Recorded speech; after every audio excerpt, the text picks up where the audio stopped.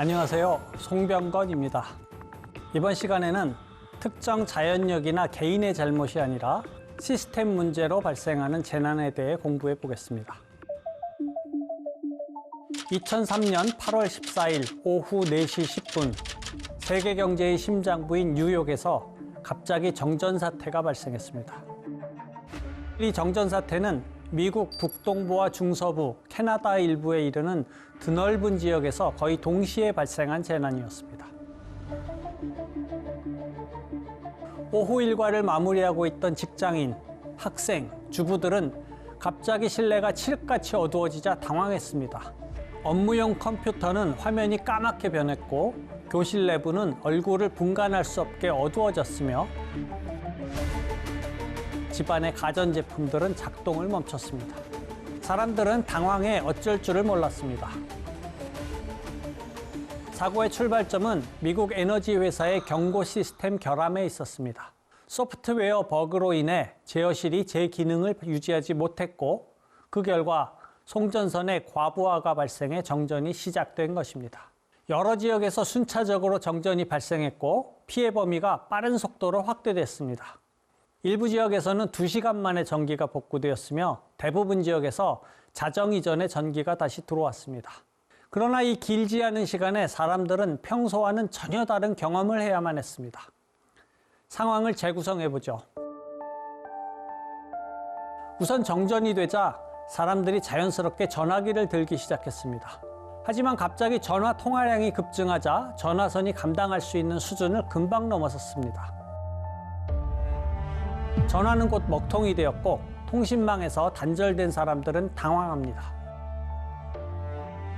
그날은 무더운 여름이어서 섭씨 30도가 넘는 지역이 많았습니다.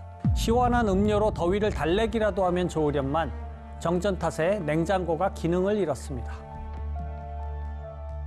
이어서 몇몇 도시에서 수도 시스템도 문제를 일으킵니다. 수압이 낮아져 물 공급에 차질이 생긴 것입니다. 더 큰 문제는 집으로 돌아가는 교통편이었습니다. 지하철과 전차가 작동을 멈추자 택시와 버스로 사람들이 몰립니다. 한정된 택시와 버스는 몰려든 승객을 감당할 재간이 없습니다. 결국 많은 승객이 하는 수 없이 보행자가 되기로 마음먹습니다. 그들은 집까지 터덜터덜 걸어서 가야만 했습니다. 뉴욕 정전 사태는 시스템 재난이 어떤 것인지를 잘 보여줍니다. 컴퓨터의 버그라는 기술적 문제가 전력 조정의 문제를 낳았고 결국 대규모 정전을 일으켰습니다. 냉방장치, 유무선 전화, 수도, 교통수단, 가전제품이 모두 무용지물이 돼버렸습니다. 모든 것이 시스템화되어 있는 현대사회에서는 이렇듯 시스템 일부에서 발생한 작은 문제가 엄청난 재난으로 확대될 수 있는 것입니다. 정전 사태는 시스템 재난의 전형적인 사례입니다. 전기는 인간이 개발한 시스템 가운데 역사가 긴 편이고 기업에서 개인까지 거의 모든 조직과 사람이 이용합니다. 또한 전 세계적으로 널리 사용되고 있기도 합니다. 역사적으로 가장 많은 사람에게 피해를 준 정전 사태는 인도에서 발생했습니다. 인도는 미국과 중국에 이어 세계에서 3번째로 전기를 많이 생산하고 소비하는 국가입니다. 하지만 전력을 공급하는 인프라는 충분히 갖추지 못했습니다.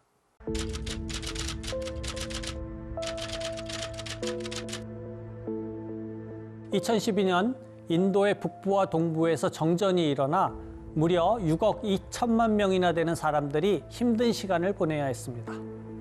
인도 인구의 절반에 해당하는 엄청난 규모였습니다.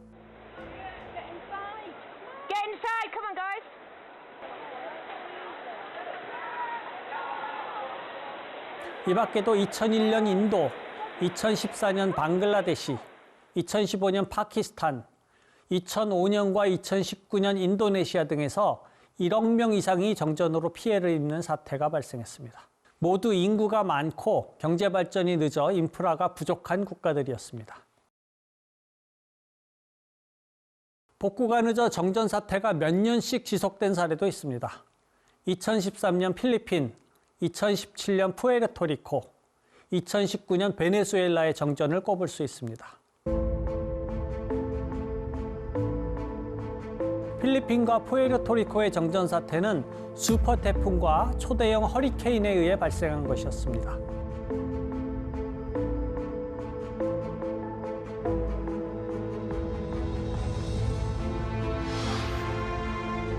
베네수엘라의 사례는 심각한 경제 위기 속에서 지속된 것이었습니다. 역시 개발도상국의 인프라 부족이 문제였습니다. 그러나 경제 구조가 고도화되고 국민 소득이 높은 국가라고 해서 정전으로부터 완전히 자유로운 것은 아닙니다. 대표적으로 미국의 역사가 이를 잘 보여줍니다. 지난 50년으로 기간을 한정해서 살펴보겠습니다. 1977년 뉴욕에서 낙뢰로 인해 정전이 발생했습니다. 이때 사람들이 상점을 마구 약탈하는 사태가 벌어졌고요. 4,500명이 경찰에게 체포되었습니다. 1982년, 1996년, 그리고 앞에서 얘기한 2003년에 초대형 정전 사태가 발생했습니다. 최근인 2012년에는 허리케인으로 인한 정전 때문에 뉴욕에서 플로리다에 이르는 광범위한 지역이 타격을 입었습니다. 이렇듯 미국의 역사를 보면 선진국으로 구분되는 나라들도 정전 재난으로부터 자유롭지 않다는 점을 알 수 있습니다. 사실 세계 어느 나라도 충분히 안전한 전력망을 보유하고 있다고 말하기 어렵습니다. 오늘날에도 지구상의 대부분 사람들은 정전의 위험을 안고서 살아가고 있는 것입니다. 이것이 진짜 현실입니다. 오늘날 우리들의 생활은 다양한 경로로 다른 사람들, 그리고 다른 기관들과 연결되어 있습니다. 개인용 차량, 버스, 철도, 선박, 비행기 등 교통망이 촘촘하게 짜여 있습니다. 통신망도 마찬가지죠. 전통적인 전화선과 전신선 이외에 인터넷과 무선 통신을 통해 소식이 전달되고 결제가 이루어지며 주식 투자가 행해집니다. 또한 수도관과 가스관이 각 건물까지 실핏줄처럼 연결되어 있습니다. 자동차마다 달린 내비게이터는 GPS 기기를 통해 지리 정보를 운전자에게 시시각각 전달해 줍니다. 이와 같은 물리적인 연결 매체 이외에도 다양한 수단이 우리의 생활을 통제합니다. 신용카드, 교통카드, SNS, 배달앱 등 수많은 네트워크가 우리를 촘촘히 동여매고 있습니다. 사람과 사람, 사람과 사물, 사물과 사물 등 세상의 모든 존재가 서로 긴밀하게 이어져 상호작용하는 초연결 사회의 문턱을 우리는 넘어서고 있는 것입니다. 현대적 재난의 사례를 한 가지 들어보겠습니다. 2020년 12월 우리나라 시간으로 밤 9시를 전후해서 약 40분 동안 세계적인 인터넷 프로그램 구글의 서비스가 중단되는 사고가 발생했습니다. 이메일 서비스인 지메일, 문서 공유 서비스인 구글 덕스, 클라우드 서비스인 구글 클라우드, 원격 수업에 널리 쓰이는 구글 미트, 동영상 서비스인 유튜브 등이 한꺼번에 멈췄습니다. 중단 사태는 대략 40분에 불과했지만 그동안 많은 사람들이 불편을 겪었습니다. 긴급한 회사 업무가 갑자기 중단됐습니다. 수많은 학교에서 비대면 수업 진행에 차질이 빚어졌습니다. 개인의 활동에도 많은 제약이 발생했습니다. 단 하나의 인터넷 서비스 회사에서 발생한 단기간의 장애가 전 세계 사람들에게 막대한 영향을 주었던 것입니다. 기술이 발전할수록 더욱 많은 연결 매체가 중층적으로 경제 주체들을 긴밀하게 연결지을 것입니다. 만일 시스템의 어느 한 부분에서 문제가 발생하면 피해는 짧은 시간 안에 걷잡을 수 없이 확산될 수 있습니다. 이것이 현대사회의 본질입니다. 의식적이건 무의식적이건 우리는 이런 잠재적 위협을 안고서 살아가고 있습니다.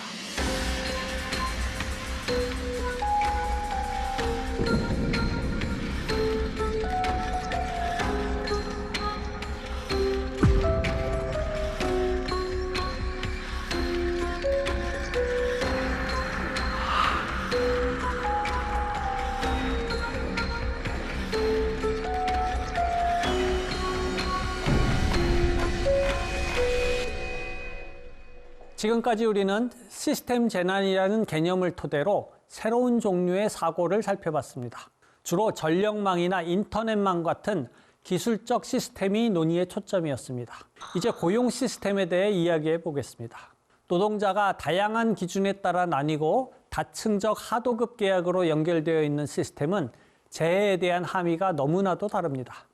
기술적 시스템과 별도로 사회적 시스템에 대해 고민이 필요한 이유입니다. 산업재해는 업무 자체에 내재한 위험도만으로 결정되는 것이 아닙니다. 개인이 어떤 사회 집단에 속해 있느냐에 따라 산업재해에 대한 지식 수준이 다르고 산업재해를 바라보는 태도가 다릅니다.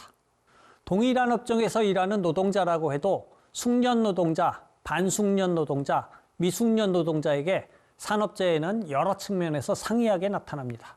특히 노동 집단에 따라 산업재해를 당할 위험에 큰 차이가 있다는 사실에 주목해야 합니다. 우선 국가별로 산업재해 위험도의 차이가 있습니다. 선진국이냐 후진국이냐에 따라 산업재해의 빈도와 강도에 큰 차이가 납니다.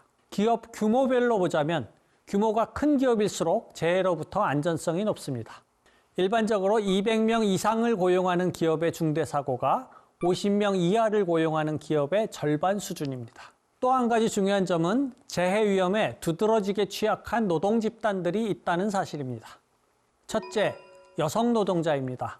재해 방지를 위한 사회적 자원이 남성이 주로 고용되는 직종에 집중되는 경향이 있습니다.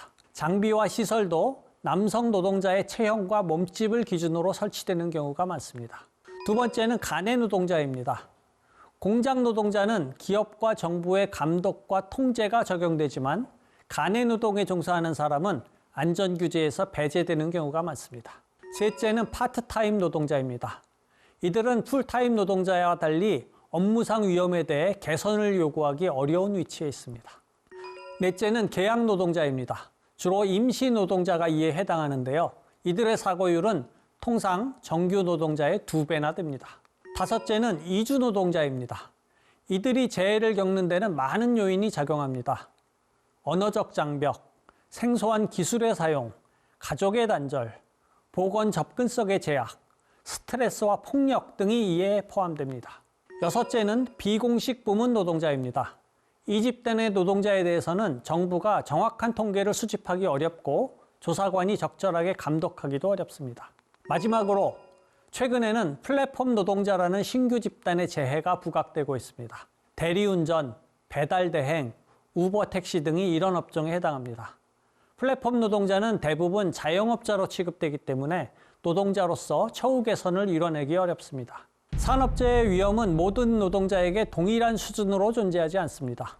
특히 다단계식 하도급 구조 속에서 재해의 위험은 가장 취약한 노동자들에게 전가되기 마련입니다. 이들은 법적 보호로부터 외면당하기 일쑤고 저임금 탓에 장기간 위험한 일을 계속해야 합니다.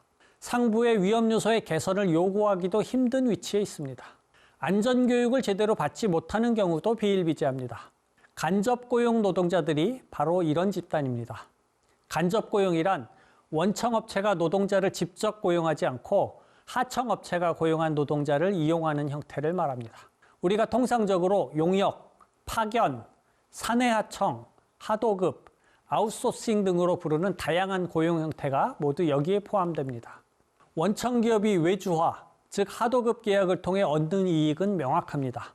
위험한 작업을 다른 작업에서 분리해 하청기업에게 맡기면 원청기업은 비용을 줄일 수 있습니다.